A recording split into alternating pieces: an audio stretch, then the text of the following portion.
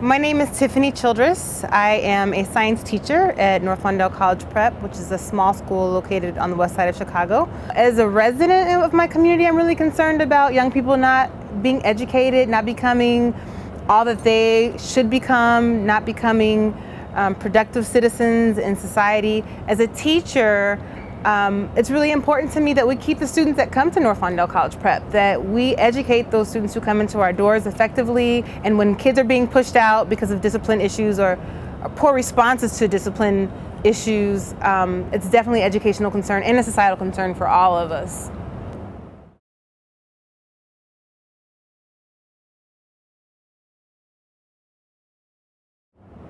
There are many factors that lead to push out.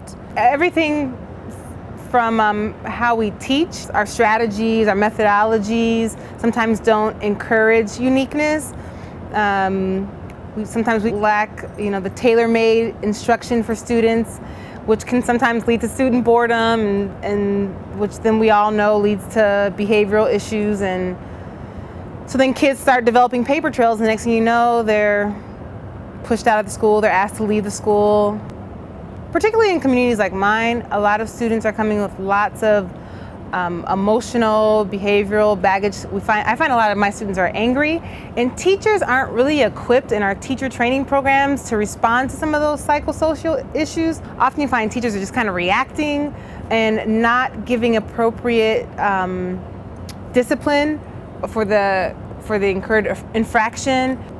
I think there's the lack of personalization of services and personalization in response to our students' unique needs. We need counselors, health professionals, mental health professionals, or organizations that can respond to homelessness and job training. We need all of those resources in our schools. And until we get that type of collaborative effort and that level of resources, we're going to continue failing our students.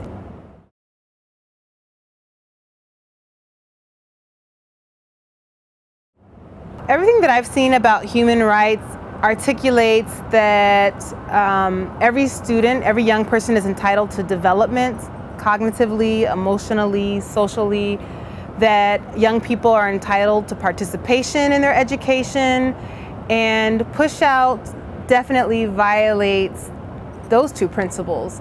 If a student is not in school, he or she certainly isn't being developed emotionally and cognitively, socially. And if a student doesn't have any part in a dialogue in terms of appropriate discipline to his or her infractions or infractions of other students, then they're definitely not participating in their education. I don't think education should be done to students. I think it should be done with students.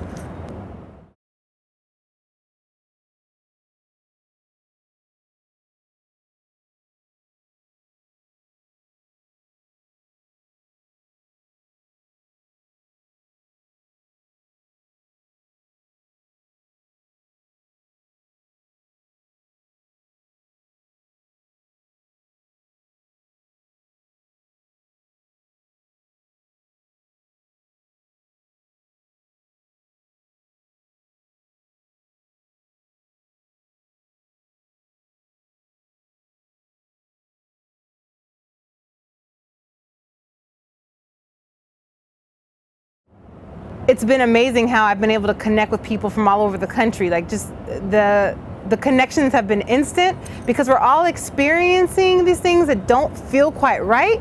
And then when you're able to articulate it, when you're given the space to articulate what you're experiencing with someone from Oakland or New York, it's really affirming that what you see and what you're diagnosing is not off, but that this is an issue that needs to be addressed at a national level.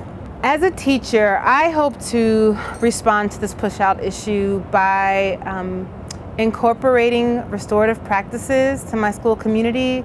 That means being an advocate for students, parents, teachers, and administrators. I hope to be a person who can facilitate all those groups coming together and really engaging meaningful dialogue about alternative responses, alternative discipline when we do have infractions in our school community.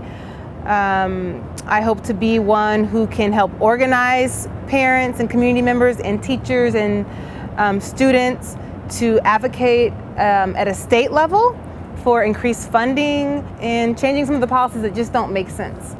Change comes from a populace that demands change from those who are in power. So it's a people who are united in resources and vision, who make demands of power.